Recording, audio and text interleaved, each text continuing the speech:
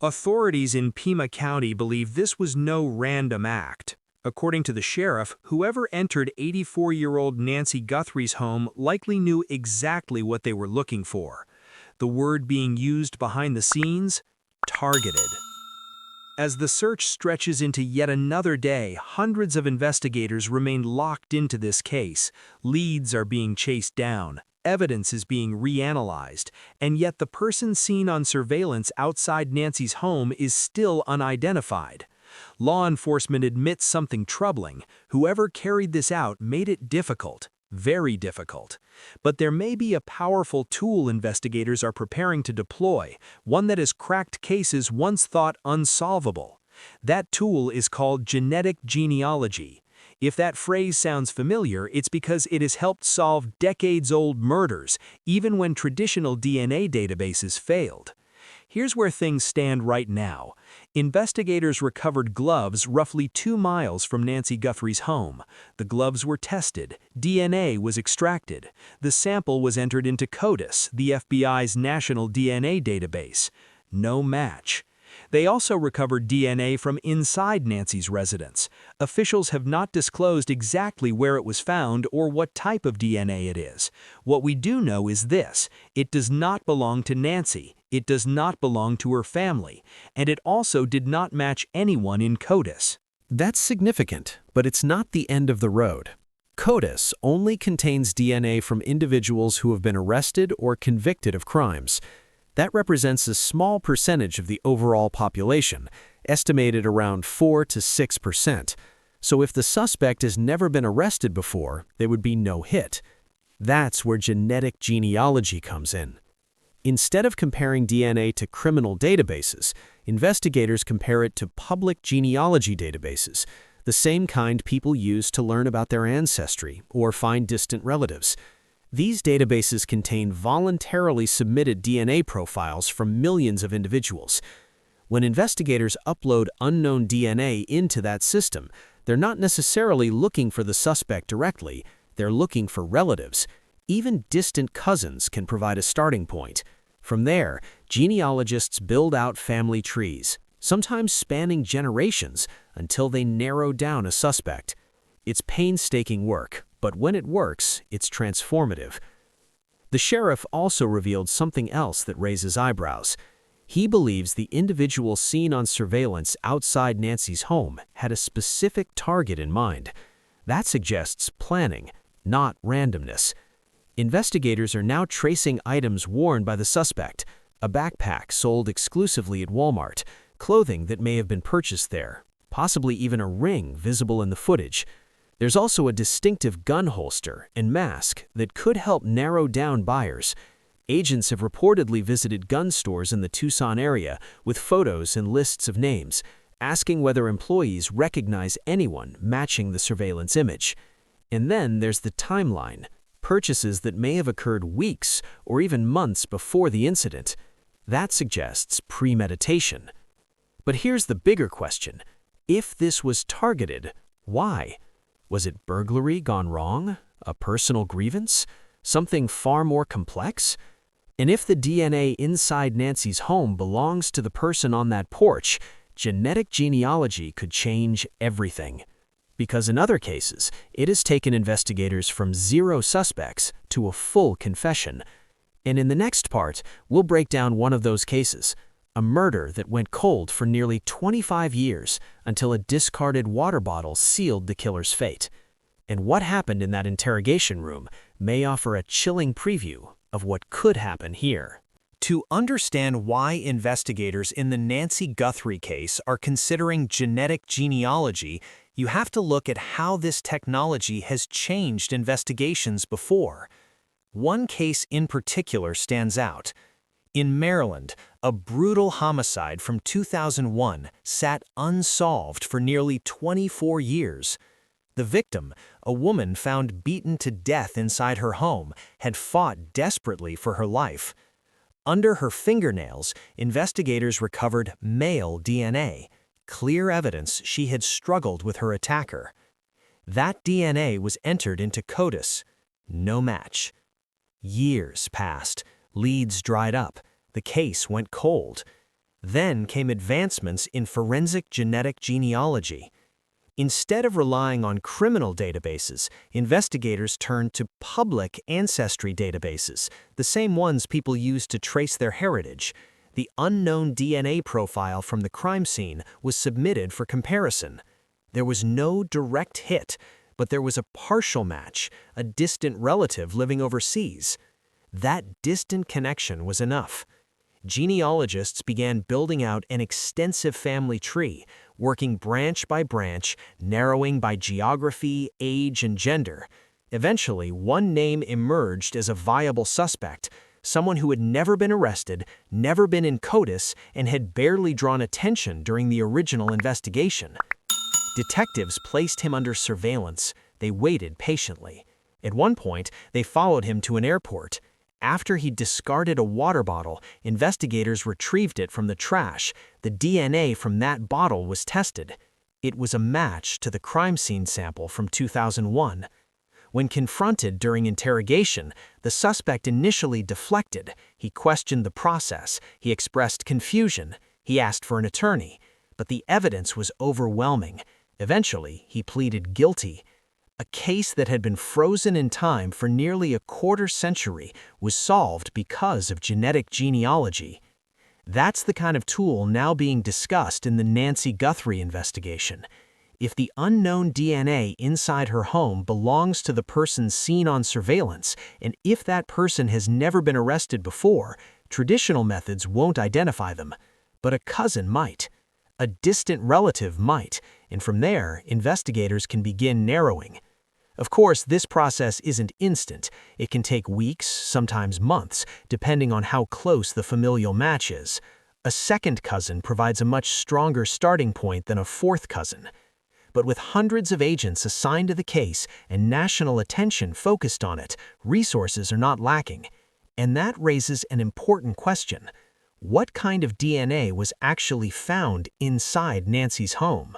Was it touch DNA from a door handle? Was it something more direct, something clearly tied to the night she disappeared? Investigators have not said, and that silence may be strategic, because if the sample is strong, if it is clearly connected to whoever entered that house, genetic genealogy could pull a suspect out of thin air, as some experts describe it. But there's another layer to this case that complicates everything. The sheriff believes this was targeted, not random. Targeted. And that shifts the focus from who left DNA to why Nancy. In the next part, we'll examine the motive theories, burglary, revenge, delusion, and why some experts say this does not look like a traditional kidnapping at all. Because if this wasn't about ransom, then what was it about?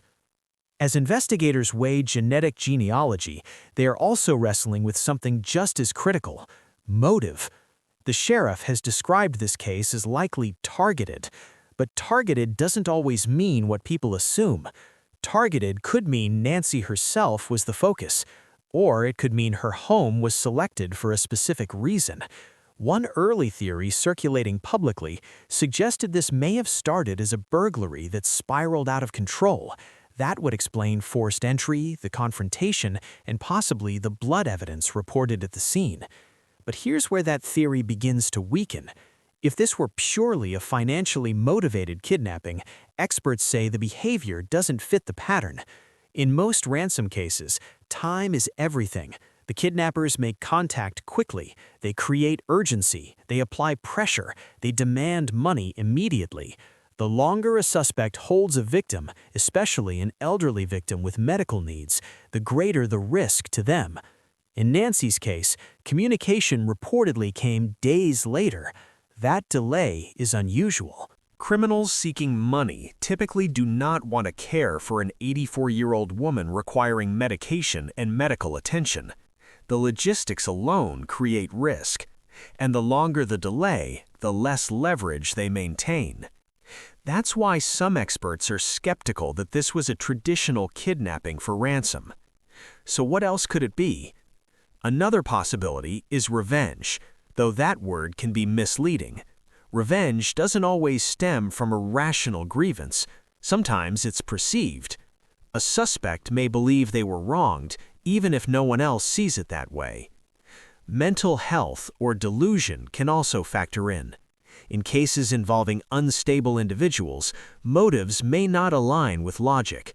There may be no ransom plan, no broader objective, just a distorted belief driving the act. Then there's the burglary theory again, but refined. Imagine someone with prior access to the home, a contractor, maintenance worker, landscaper, delivery driver, someone who knew an elderly woman lived there, someone who believed valuables might be inside. If that individual entered expecting an easy theft but encountered resistance, panic could follow, a confrontation could escalate, an injury could occur. And then, instead of fleeing, the suspect makes a catastrophic decision, attempting to cover it up. That scenario aligns more closely with the blood evidence reportedly found at the scene. But here's the problem. We don't know what investigators know. We don't know where the DNA was located. We don't know how substantial it is. We don't know whether it appears connected directly to the person seen on surveillance. And that surveillance video itself presents contradictions. The individual appears cautious, wearing gloves, a mask, and layered clothing. There's a backpack sold exclusively at a major retailer, a ring, a distinctive holster, all signs of some planning. Yet there are also signs of inexperience, awkward movements, apparent surprise at the presence of a doorbell camera, questionable decisions at the front steps. So which is it? Calculated or careless? Organized or lucky? Because here's the uncomfortable truth in many investigations. Sometimes suspects aren't masterminds. Sometimes they're just fortunate. And as the days pass without an arrest, one question grows louder. Is this a case of brilliant evasion, or just a suspect who hasn't made a fatal mistake yet? In the next part, we'll examine the advanced technology now being deployed, from signal-sniffing drones to digital tracking through major tech companies, and whether it could finally close the gap. Because if traditional leads aren't enough, technology might be the turning point. As traditional investigative methods continue, authorities are also leaning heavily into technology, and not just DNA analysis. Behind the scenes, some of the most advanced digital tools available to law enforcement are now in play. According to officials, major tech companies have offered assistance. That includes help analyzing digital footprints, everything from device connections to location data. In a case where timing is critical, even the smallest electronic signal could become a breakthrough. One particularly intriguing element involves Nancy's medical device. Investigators have confirmed that her pacemaker disconnected from her phone during the early morning hours on February 1st. That disconnection marks one of the last confirmed digital timestamps tied to her. Now authorities are reportedly working with the manufacturer to determine whether that device can provide additional data, potentially location pings or technical diagnostics that narrow down what happened in those critical hours. Then there's another tool being used, sometimes referred to informally as a signal sniffer. This technology can be mounted to a drone or helicopter and flown slowly over specific areas. Its purpose? To detect electronic signals on the ground. That could mean a powered-on cell phone. It could mean certain medical devices. It could even detect other wireless activity. But there are limitations. This isn't something investigators can use to scan an entire city. The aircraft must fly low and slow over targeted areas. It's precise, not broad, and it requires investigators to already have a defined search zone. Still, in a case where every minute counts, even narrow detection capabilities can matter. Law enforcement presence at Nancy's home has also continued. Even weeks into the investigation, officials are returning to the property. That suggests either reprocessing evidence or pursuing new forensic angles based on incoming leads. And there have been aggressive field operations as well. A recent SWAT deployment within miles of Nancy's residence led to at least one detention. Vehicles were stopped. A home was searched under a federal warrant. Though no arrests have been announced, investigators reportedly seized items for further analysis. That indicates momentum, even if it hasn't yet produced a public suspect. Authorities are also chasing down thousands of tips, with national media coverage in a $100,000 reward offered by the FBI. Information is flooding in, but volume can be both helpful and exhausting. For every credible tip, there are dozens that go nowhere. For agents in the field, that can become a grind, knocking on doors, rechecking alibis, reviewing surveillance footage frame by frame. Morale in cases like this often hinges on momentum. Early hope can shift into frustration when quick breaks don't materialize. And yet, officials insist this case is far from cold. The sheriff has emphasized collaboration between agencies and expressed confidence that progress is being made behind the scenes. But here's the bigger issue. Despite drones, DNA labs, tech giants, and hundreds of investigators, the individual seen on that porch remains unidentified, which leads to a difficult question. Was this suspect more prepared than they appeared? Or did early investigative decisions cost valuable time? In the final part, we'll examine expert analysis on where cases like this can stall, whether early missteps may have occurred, and why sometimes, even with overwhelming resources, a suspect can remain hidden longer than anyone expects. And we'll look at what could finally force a breakthrough. With hundreds of investigators involved, cutting-edge forensic tools deployed, and national attention fixed on the case, one question continues to linger. How is the person seen on that surveillance video still unidentified?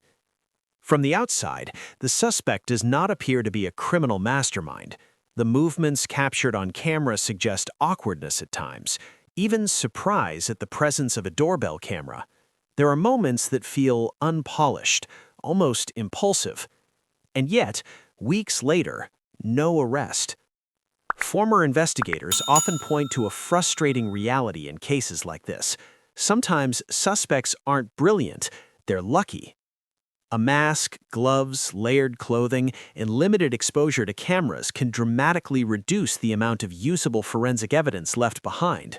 If the suspect avoided shedding significant DNA, avoided leaving fingerprints, and avoided carrying a traceable device, that alone can buy valuable time. But timing is critical in the early hours of any investigation. There has been discussion about whether the crime scene was secured long enough in the beginning. In hindsight, some experts suggest holding the property longer might have allowed for additional forensic reprocessing. However, without knowing what investigators collected initially, it's impossible to say whether that would have changed the trajectory. What we do know is this: investigators appear to be pursuing every possible angle. Thousands of tips have been submitted. Agents have executed search warrants. Surveillance images have been widely distributed. Digital forensics teams are combing through data. And now, genetic genealogy may soon enter the picture. Experts familiar with that process say that if usable DNA tied directly to the suspect exists, the results could come relatively quickly, potentially weeks, depending on the strength of familial matches in public databases. But even that process requires patience. If the closest match is a distant cousin, genealogists must painstakingly build out family trees, eliminate branches, cross-reference ages, physical descriptions, and geographic proximity. It is meticulous work, and one wrong assumption can send investigators down a dead end. Meanwhile, public frustration grows. When surveillance images were first released, many believed that moment would trigger an immediate identification. It often does. In high-profile cases, someone recognizes a walk, a jacket, a backpack. But that hasn't happened, at least not publicly. Still, officials insist this investigation remains active and aggressive. The sheriff has urged the public not to lose hope and not to stop submitting information. The FBI's reward remains in place. And perhaps most importantly, investigators have not labeled this case cold. Cases stall when leads dry up. This one hasn't. It's moving, just not visibly. And history shows that in cases involving forensic genealogy, the breakthrough often comes quietly. a lab submission, a distant DNA match, a name pulled from a family tree, surveillance on a single individual, a discarded object collected without notice. Then suddenly, an arrest. So as technology advances and evidence continues to be analyzed, one possibility remains very real. The suspect may not know how close investigators actually are, and if genetic genealogy produces even a partial match, this case could shift overnight. Because sometimes justice doesn't arrive loudly. It builds quietly until it's undeniable.